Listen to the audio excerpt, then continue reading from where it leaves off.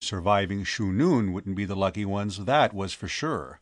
The magician in public practice needs only to make one really bad mistake before he is done to some unpleasantly ingenious death by his clientry, and this was going to turn out to be the biggest magical prophetic blooper in all the long unrecorded history of Quanon.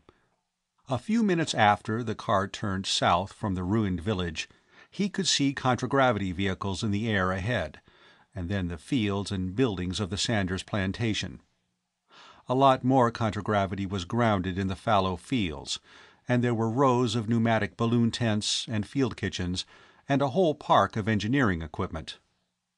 Work was going on in the Kluba fields, too. About 300 natives were cutting open the 6-foot leafy balls and getting out the biocrystals. 3 of the plantation air jeeps, each with a pair of machine guns, were guarding them, but they didn't seem to be having any trouble. He saw Sanders in another jeep, and had Heshto pull the car alongside. "How's it going, Paul?" he asked over his radio. "I see you have some help now." "Everybody's from Qualphas and from Darshat's," Sanders replied. "The army had no place to put them after they burned themselves out." He laughed happily. "Miles, I'm going to save my whole crop. I thought I was wiped out this morning." He would have been if Gonzalez hadn't brought those Quans in. The Kluba was beginning to wither. If left unharvested, the biocrystals would die along with their hosts and crack into worthlessness. Like all the other planters, Sanders had started no new crystals since the hot weather, and would start none until the worst of the heat was over. He needed every crystal he could sell to tide him over. "The welfarers will make a big forced labor scandal out of this," he predicted. "Why, such an idea!" Sanders was scandalized. "I'm not forcing them to eat." "The welfarers don't think anybody ought to have to work to eat.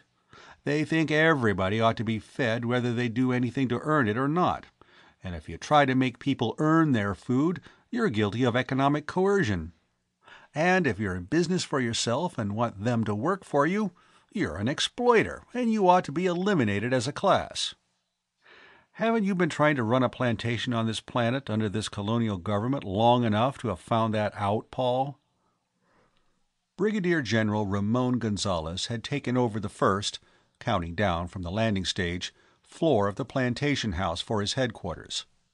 The headquarters company had pulled out removable partitions and turned 4 rooms into one, and moved in enough screens and teleprinters and photoprint machines and computers to have outfitted the main newsroom of the planet-wide news. The place had the feel of a newsroom after a big story is broken and the cast has gone on the air and everybody, in this case about 20 Terran officers and non-coms, half women, standing about watching screens and smoking and thinking about getting a follow-up ready. Gonzalez himself was relaxing in Sanders' business room, with his belt off and his tunic open. He had black eyes and black hair and mustache, and a slightly equine face that went well with his old Terran Spanish name. There was another officer with him, considerably younger, Captain Fox Travis, Major General Maith's aide.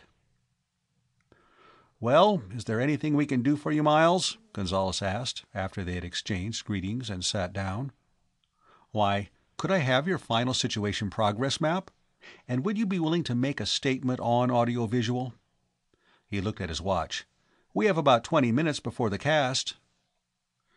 "You have a map," Gonzalez said, as though he were walking tiptoe from one word to another.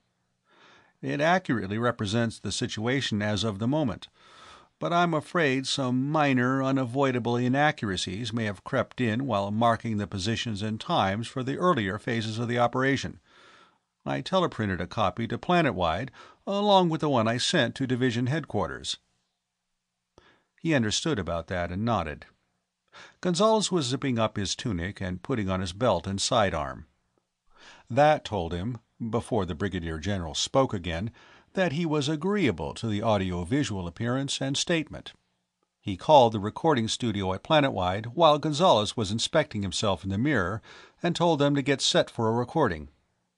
It only ran a few minutes. Gonzalez, speaking without notes, gave a brief description of the operation. "At present," he concluded, "we have every native village and every plantation and trading post within 200 miles of the Sanders plantation occupied.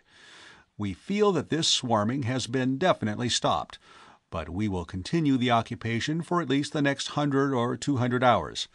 In the meantime, the natives in the occupied villages are being put to work building shelters for themselves against the anticipated storms." "I hadn't heard about that," Miles said, as the general returned to his chair and picked up his drink again. "Yes. They'll need something better than these thatched huts when the storms start, and working on them will keep them out of mischief. Standard megaton-kilometer field shelters, earth and log construction.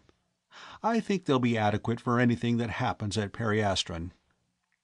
Anything designed to resist the heat, blast, and radiation effects of a megaton thermonuclear bomb at a kilometer ought to stand up to what was coming. At least the Periastron effects. There was another angle to it. The Native Welfare Commission isn't going to take kindly to that. That's supposed to be their job." "Then why the devil haven't they done it?" Gonzalez demanded angrily. "I viewed every native village in this area by screen, and I haven't seen one that's equipped with anything better than those log storage bins against the stockades." "There was a project to provide shelters for the Periastron storm set up 10 years ago. They spent 1 year arguing about how the natives survived storms prior to the Terrans' arrival here. According to the older natives, they got into those log storage houses you were mentioning. Only about 1 out of 3 in any village survived. I could have told them that. Did tell them, repeatedly, on the air. Then, after they decided that shelters were needed, they spent another year hassling over who would be responsible for designing them. Your predecessor here, General Nokami, offered the services of his engineer officers. He was frostily informed that this was a humanitarian and not a military project." Ramon Gonzalez began swearing, then apologized for the interruption. "Then what?" he asked. Apology unnecessary. "Then they did get a shelter designed, and started teaching some of the students at the native schools how to build them. And then the meteorologist told them it was no good. It was a dugout shelter. The weathermen said there'd be rainfall measuring in meters instead of inches, and anybody who got caught in one of those dugouts would be drowned like a rat." "Ha! I thought of that one," Gonzalez said. "My shelters are going to be mounted up 8 feet above the ground." "What did they do then?" Fox Travis wanted to know. "There the matter rested.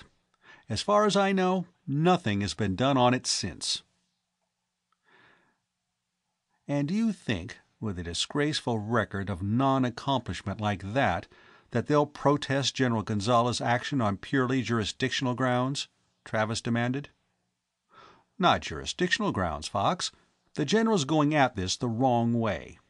He actually knows what has to be done and how to do it, and he's going right ahead and doing it, without holding a dozen conferences and round-table discussions and giving everybody a fair and equal chance to foul things up for him.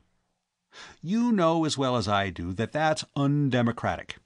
And what's worse, he's making the natives build them themselves, whether they want to or not, and that's forced labor. That reminds me, has anybody started raising the devil about those Kwans from Qualphas and Darshats you brought here and Paul put to work?" Gonzalez looked at Travis and then said, "Not with me. Not yet, anyhow." "They've been at General Maith," Travis said shortly. After a moment he added, "General Maith supports General Gonzalez completely. That's for publication. I'm authorized to say so. What else was there to do? They'd burn their villages and all their food stores. They had to be placed somewhere. And why in the name of reason should they sit around in the shade eating government native-type rations while Paul Sanders has 50 to 100,000 sols worth of crystals dying on him?" "Yes, that's another thing they'll scream about. Paul's making a profit out of it." "Of course he's making a profit," Gonzalez said. "Why else is he running a plantation? If